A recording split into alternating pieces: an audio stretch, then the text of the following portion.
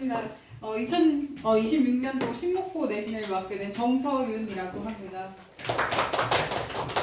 귀중한 시간 내주셔서 여기까지 와주셨는데 좀 디테일하게 설명 많이 도와드릴 거고요.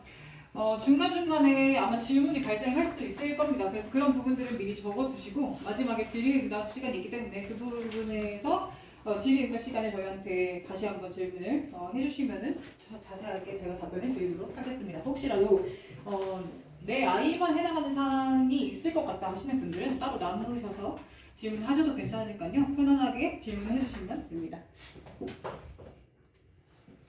전체적으로 그냥 목차를 한번 설명을 해드릴게요. 저희 학원 소개 간단하게 하고 시작을 할 거고요. 그 다음에 시험 범위랑 문항은 어떻게 나오는지에 대한 설명, 그 다음에 경향은 어떻게 되었습니다에 대한 분석, 그 다음에 그것을 바탕으로 예시를 한번 들어드릴 거예요. 왜냐면 그냥 어렵습니다 이렇게 얘기하면 절대로 그거를 피부로 와닿지 않게 받아들이시더라고요. 그래서 그거를 통해서 그렇기 때문에 정규 수업도 같이 내신이랑 동행을 해야 점수가 상향을 할 수가 있겠구나라는 것을 다시 한번 언급해드리고, 그 다음에 제가 학생들한테 실제로 OT 때 보여주는 하나의 계획표가 있습니다. 그것도 부모님들께 한번 보여드리면서 제가 앞으로 어떻게 수업을 진행할 건지에 대해서도 간단하게 설명을 같이 도와드릴 거고, 그 다음에 글을 통해서 저희가 어떻게 실적을 내왔는지도 다시 한번 보여드리고, 마지막에 규정과 아까 말씀드렸던 질의응답 시간을 가지고서 그 다음에 마무리를 짓도록 하겠습니다. 자, 우선 저희 학원을 이미 알고 오신 거라고 저는 생각을 해요. 그래서 많은 이렇게 전교권의 학생들이 저희 학원에 다니고 있는데, 그건 아마도 선생님들이 워낙 훌륭하시고 그리고 아이들도 그만큼 퍼포먼스 잘 냈기 때문이라고 저는 생각을 합니다. 그래서 이어서 바로 제가 준비한 거를 이어서 가도록 하겠습니다. 자, 시험 범위는 신목고는 일반적으로 4가지 항목으로 크게 나뉩니다. 이미 알고 계신 분들도 계실 거예요. 대부분의 학교들이 교과서 아니면 모의고사 혹은 외부 지문으로 대부분은 구성이 되어져 있지만, 신목고는 조금 특이하게도 테드를 항상 넣어왔던 그런 이력이 있죠. 그래서 교과서는 한 개를 가지고 먼저 넣고, 그 다음에 두 번째는 모의고사인데요. 모의고사를 작년 모의고사 그리고 금년 혹은 재작년 거를 넣는 경우도 있어요. 그러니까 정확하게는 2개의 모의고사를 핵심 문항 10문항에서 12문항을 2년 거를 같이 낸다고 생각하시면 돼요. 그렇게 해서 총 20문항에서 24문항 정도를 범위 안에 포함을 시키고요. 그 다음에 테드 연설 지문을 하나를 선정을 해서 학교 프린트처럼 해서 그렇게 저희들한테 학생들한테 제공을 하는 경우, 그 다음에 추가 질문이 있는데요. 영어시랑 소설이랑 학교 프린트 이렇게 해서 총 4개의 시험 범위를 가지고 있는 게 신목고입니다. 근데 어떤 분들께서는 이렇게 말씀하시기 이게 별로 그렇게 많은 범위가 아니다라고 얘기를 하시는데, 그거는 아마 다른 학교랑 비교했을 때의 문제고, 사실상 아이 앞에 주어져 있는 시험 범위는 절대적인 양이 그렇게 엄청나게 많은 편이기도 해요. 왜냐면 이렇게 교과서나 모의고사만 공부를 하면 되는 학교도 있지만, 이 친구들은 테드도 해야 되고 영어, 시, 소설까지도 완벽하게 다 숙지를 해야 되는 상황이기 때문에 그렇게 막 적어요. 이런 학교는 아니라고 저는 생각을 합니다. 그리고 이렇게 4가지의 범위를 가지고 총 30문제를 내게 되는데, 신목고 특성상 다른 학교와는 조금 대비되는 게 서술형이 너무나도 많이 나온다는 거예요. 대부분의 학교들은 많아봤자 7문제고 대부분 6문제로 끊는데, 신목고는 10문제까지 내게 됩니다. 그렇게 되면 어떤 일이 일어나냐면, 서술형 한 문제당 4점짜리인데 거기서 조금이라도 3문제라도 틀리면 벌써 12점이 깎이는 행위가 일어나고, 그 다음에 객관식까지 틀려버리면 벌써 80점 초반이 나오는 되게 안 좋은 상황이 벌어지게 되는 거죠. 그래서 어떻게 보면은 신목고에서는 총 30문제 중에서 서술형을 잡는 게 가장 이득인 그런 시험이 되겠습니다. 여기까지가 전체적인 시험에 대한 총평이라고 저는 전달을 드리고요.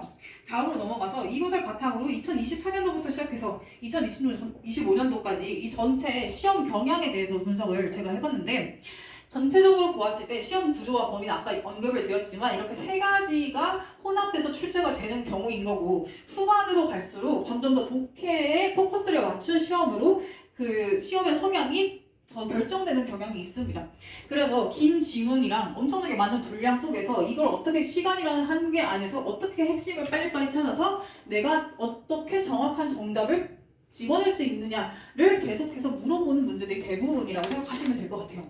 그래서 방금 얘기했던 것처럼 지문 기반의 독해형 문제가 점점 더 많아지고 있는 상황이고요. 원래 2024년도에는 문법 문항을 되게 어렵게 냈고 길게 내면서 문법이 조금 더 많았던 반면에 2025년에는 문법보다는 그래도 좀 독해형으로, 어휘형으로 좀 더 길게 문해력과 독해형에 대한 추세로 이어가는 게 일반적인 경향으로 굳어지고 있습니다.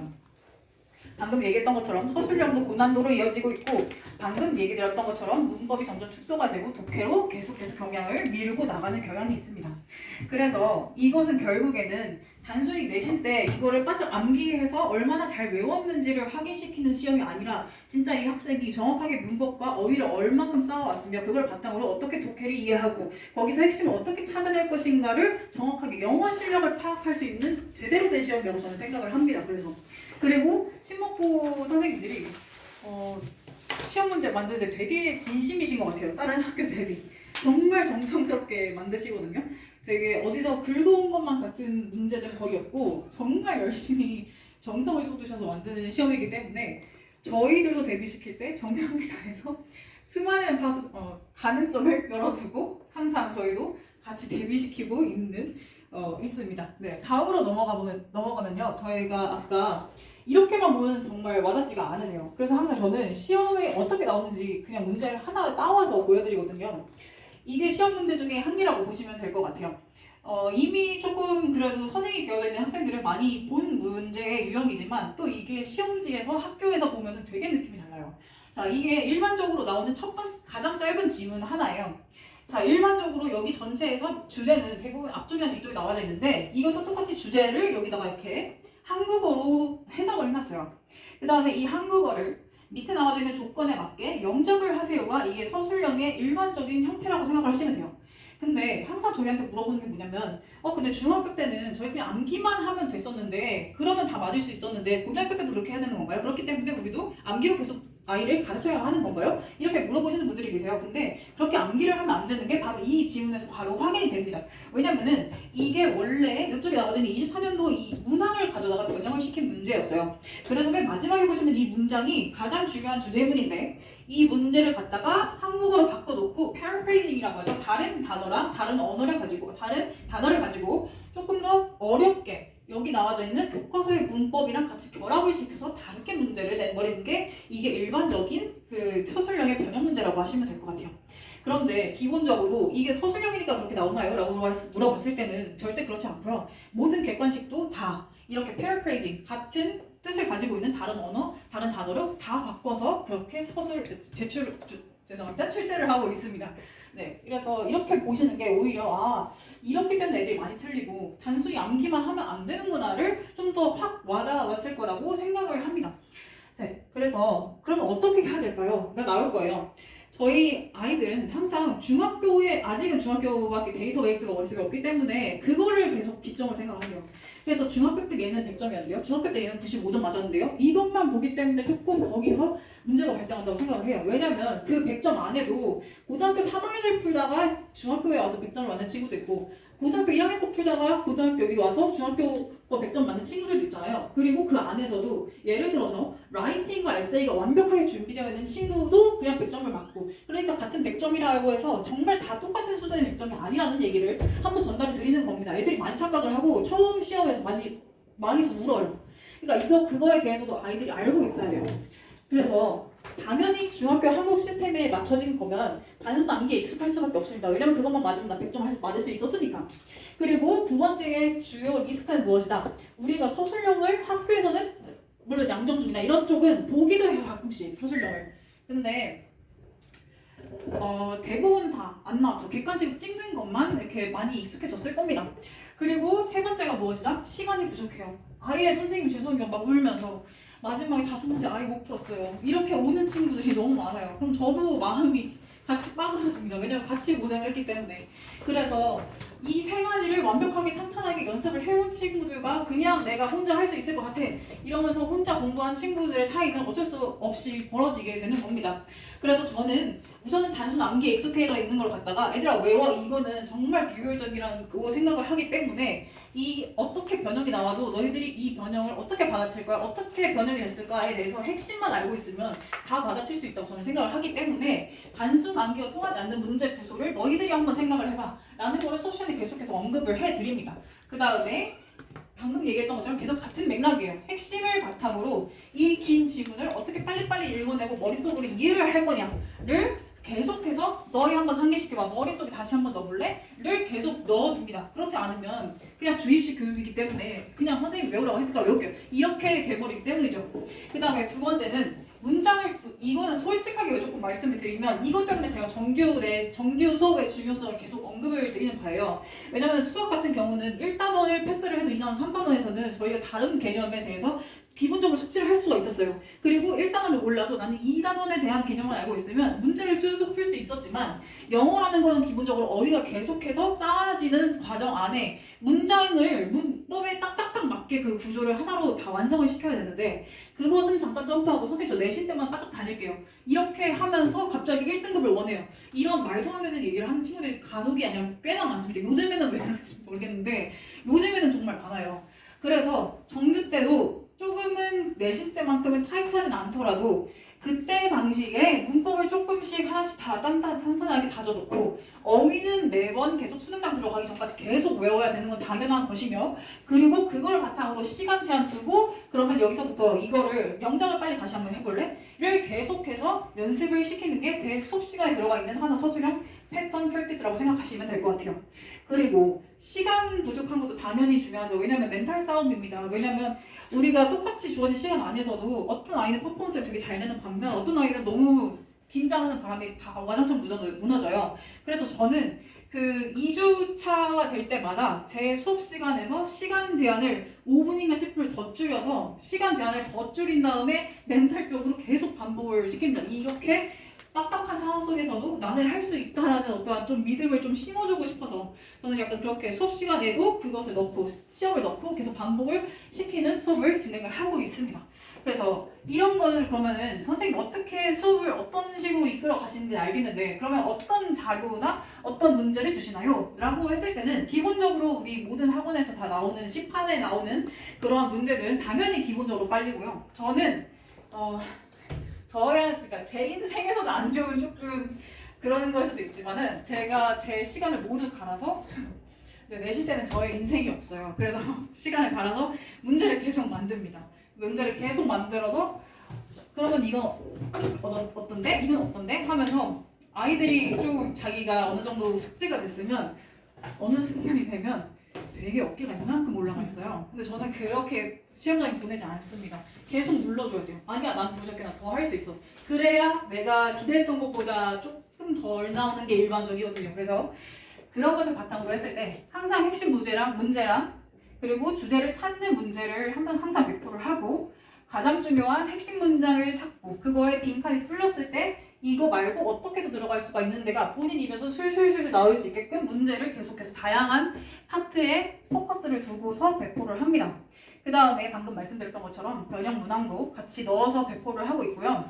서술형 같은 경우는 제가 가장 신경 쓰는 경우인데 전략에 따라서는 서술형을 버리는 친구들도 있지만 결국에는 서술형에서 그 핵심 그 상위권에서는 나뉘는 그 변별력의 구조가 서술형에서 나오기 때문에 서술형은 수업 시간마다 한두 문제씩은 꼭 제가 다뤄주려고 합니다. 네, 여기까지가 저의 수업에 대해서 약간 추상적으로 조금 드렸다고 한다면 이게 제가 학생들을 OT 때 불러놓고 크게 한번 보여줘요. 나는 너희들을 지도할 선생님인데 1주차부터 시작해서 우리가 직전 보강 갈 때까지 이런 식으로 크게 로드맵을 그려서 우리 같이 이거를 하나씩 채팅해 나가면서 우리는 수업 공부를 할 거야 를 보여드리거든요. 아이들한테도. 그랬을 때 자 원래 일반적으로는 6주차였어요. 항상. 근데 저희가 이번에는 원장님께서 1주차만 조금 일찍 시작하자라고 하셔가지고 이번에는 조금 7주차 정도의 과정이 되게 됐어요.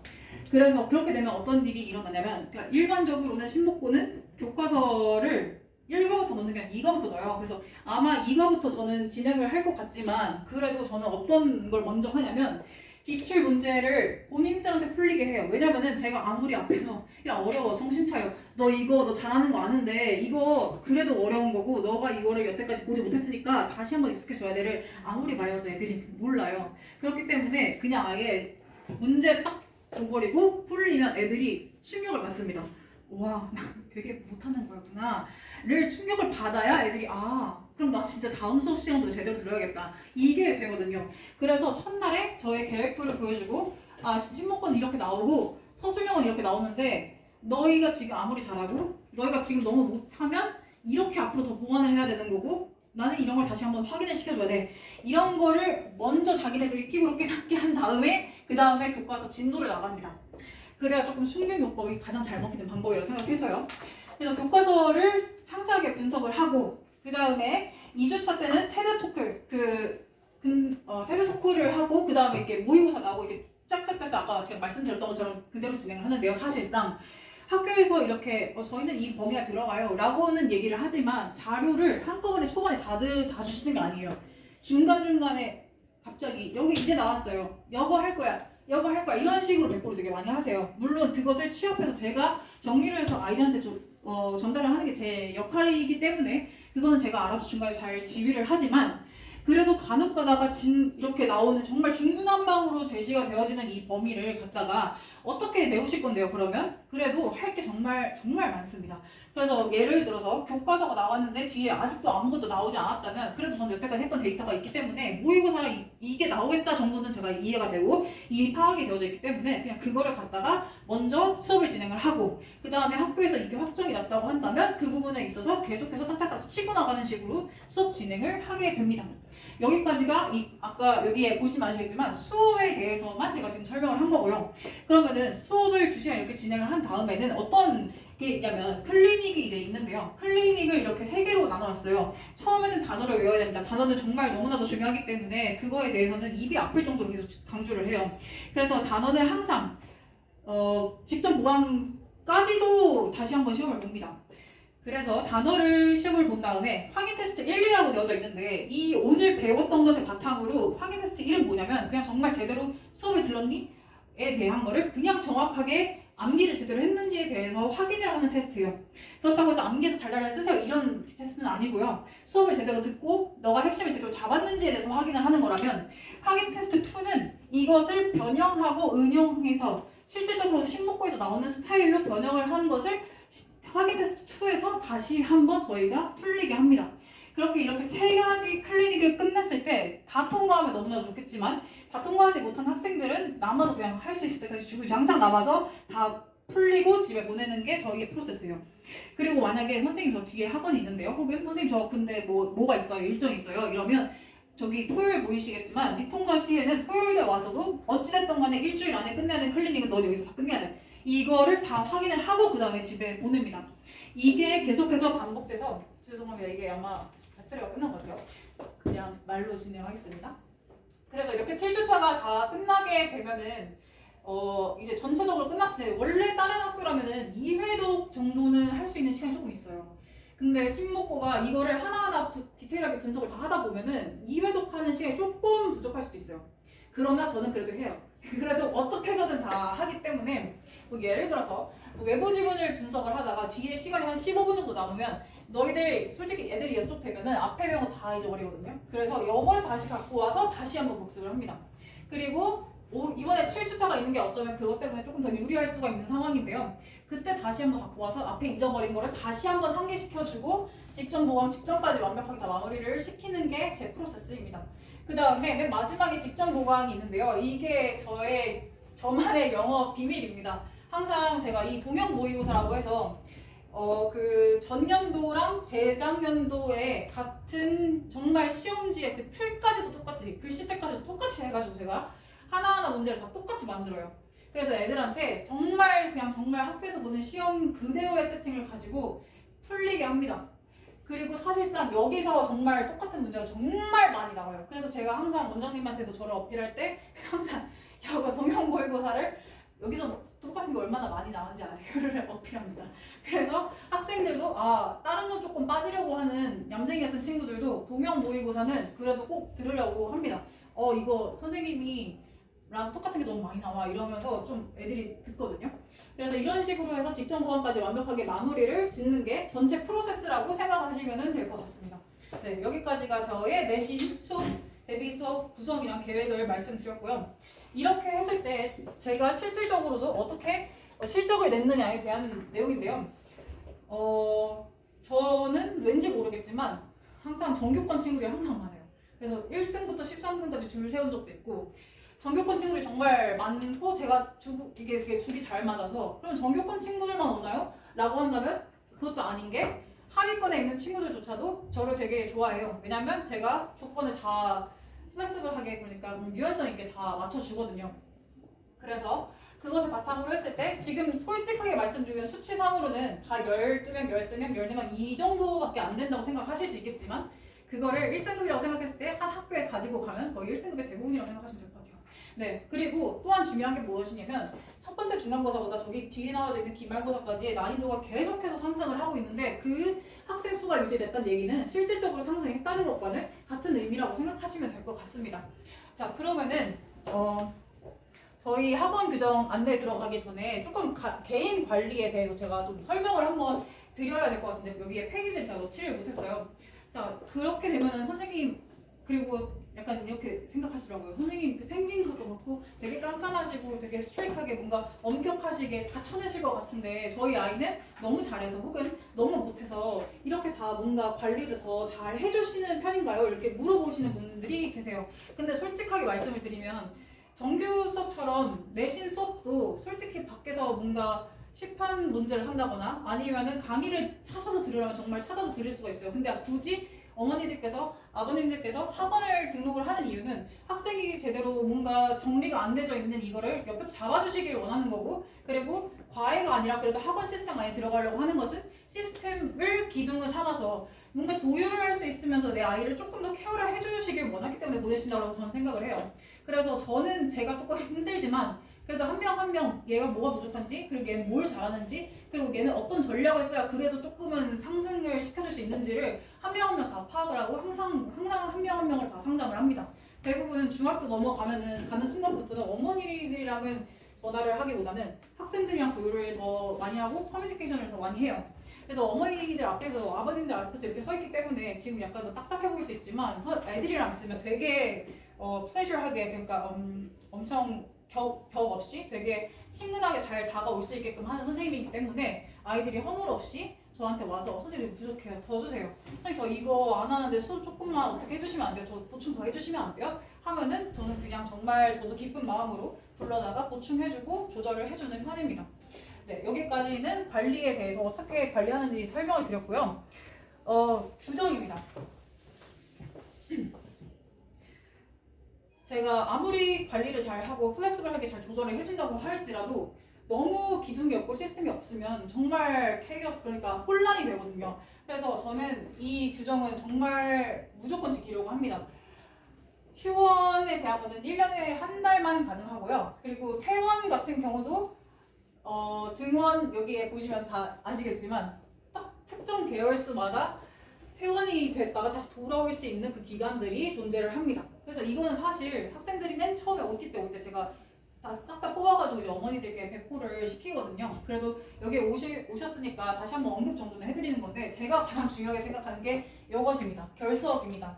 그러니까 애들이 중간에는 처음에는 되게 바짝 잘 잡다가 뒤에 가면 갈수록 공부량이 쌓이니까 애들이 힘들어하면서 엄마 나 아픈데 그냥 아프다고 전화해주면 안 돼? 이런 애들이 너무 많아요. 그래서 저는 그렇게 했을 때 너무 힘든 그 몸을 부여잡고 오는 친구들에게 형평성이 어긋난다고 생각해요. 그렇게 해서 4-5번씩 빠지는 것은.